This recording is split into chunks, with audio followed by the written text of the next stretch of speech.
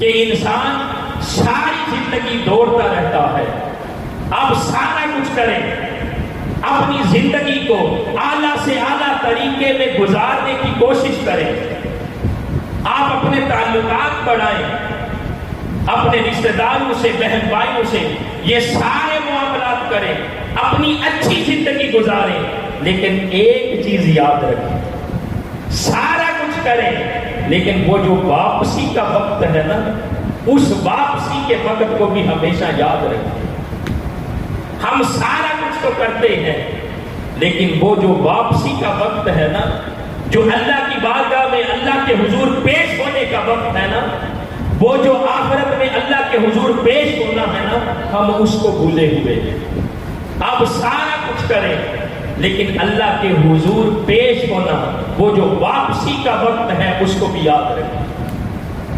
یہ جو حاجی صاحب کے اثارے ثواب کے لیے ختم کل کی محفل سجائی ہے نا، اس کے اندر بھی اسی رنگ کا اظہار ہے. اسی لیے لوگوں کو بلایا جاتا ہے، اسی لیے لوگوں کے ذہنوں کے اندر جو فکر آخرت کا تصور ہے اس کو اجاگر کیا جاتا ہے کہ جس طرح وہ چلے گئے، ہم بھی ہمیشہ ہمیشہ کے لیے اس دنیا میں نہیں رہیں گے. نہ چاہتے ہوئے بھی ہم زندگی کے اندر زندگی گزارنے میں مصروف ہوں گے. پتہ بھی نہیں چلے گا کہ یہ جو روح ہے یہ کب سے انسری سے برباد کر جائے. نہ چاہتے ہوئے بھی اس دنیا کی زندگی کو ہمیں چھوڑنا پڑے. تو دوستان محترم، سب کچھ کرے لیکن وہ جو واپسی کا وقت ہے، اللہ کے حضور پیش ہونے والا، اللہ کی بارگاہ میں حاضر ہونے والا وہ جو وقت ہے، اس کو بھی یاد رکھیں.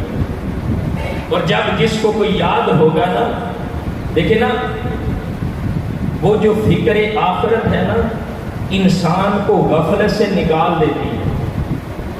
یہ جو آخرت کی فکر ہے نا، یہ انسان کی زندگی کو غفلت سے نکال دیتی ہے. آج اگر ہماری زندگی کے اندر اگر ہم غفلت کا شکار ہیں تو اس کی سب سے بڑی وجہ ہی یہ ہے کہ ہمیں آخرت کی فکر نہیں ہے. جس انسان کو آخرت کی فکر ہو وہ زندگی ہماری طرح نہیں گزارتا.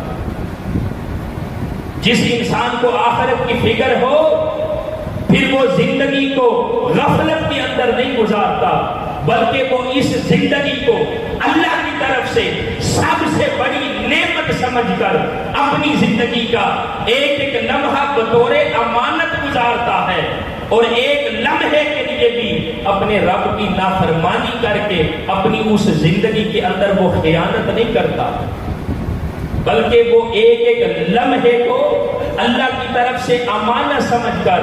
دیکھیں نا، ہمارے پاس زندگی سے بڑی کوئی نعمت ہے؟ یہ جو سانس چل رہے ہیں نا، یہ جو دل کی دھڑکن چل رہی ہے، یہ جو دل دک دک کر رہا ہے، اب ذرا تصور تو کریں، کیا اس زندگی سے بڑی بھی کوئی ہمارے لیے اس دنیا میں نعمت ہے؟ ہمارے لیے سب سے بڑی نعمت یہ زندگی ہے. باقی ساری نعمتیں ان سے آپ فائدہ اٹھا سکتے ہیں جب یہ زندگی ہوگی. اگر زندگی ہی نہ ہو تو پھر کسی نعمت سے بندہ فائدہ نہیں اٹھا سکتا.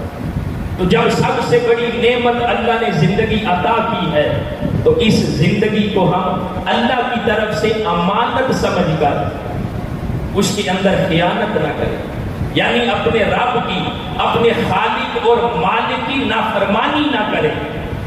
زندگی کو اپنی مرضی سے نہ گزاریں، من چاہی زندگی نہ گزاریں، بلکہ رب چاہی زندگی گزاریں. اور یہ انسان اس وقت کرتا ہے جب اس کو آخرت کی فکر ہوتی ہے. انسان کی زندگی اس وقت بدلتی ہے جب اس کے دل کے اندر یہ احساس پیدا ہوتا ہے کہ میں نے اللہ کے حضور پیش ہونا اور جو کچھ میں نے کیا ہے اس پر اللہ کی بارگاہ میں نے جواب دے ہونا. یہ سورہ تکاثر ہے نا، صرف ایک بار اس کو پڑھ لیں، صرف ایک بار اس کو پڑھیں، پھر آپ کا دل کرے گا کہ اس کو بار بار پڑھیں. اسی سورت کی جو آخری آیت ہے اس میں فرمائے ثم لتسألن یومئذ عن النعیم، پھر تم سے جو نعمتیں ہیں ان کے بارے میں سوال کیا جائے گا۔ سب سے بڑی نعمت زندگی، اور اس زندگی کے نظام اور سرکٹ کو چلانے کے لیے جتنی بھی نعمتیں عطا کی ہیں، فرمایا لتسألن یومئذ، اس دن، یومئذ اس دن تم سے نعمتوں کے بارے میں ضرور سوال کیا جائے گا۔ تو اللہ کی طرف سے ہمارے پاس یہ زندگی بڑی امانت ہے، یہ بڑی نعمت ہے، اور اس زندگی کو اللہ کی طرف سے امانت سمجھ کر ہم گزاریں، اور یہ اس وقت ہوگا جب ہمیں اپنی آخرت کا احساس پیدا ہوگا، جب ہمیں آخرت کی فکر ہوگی۔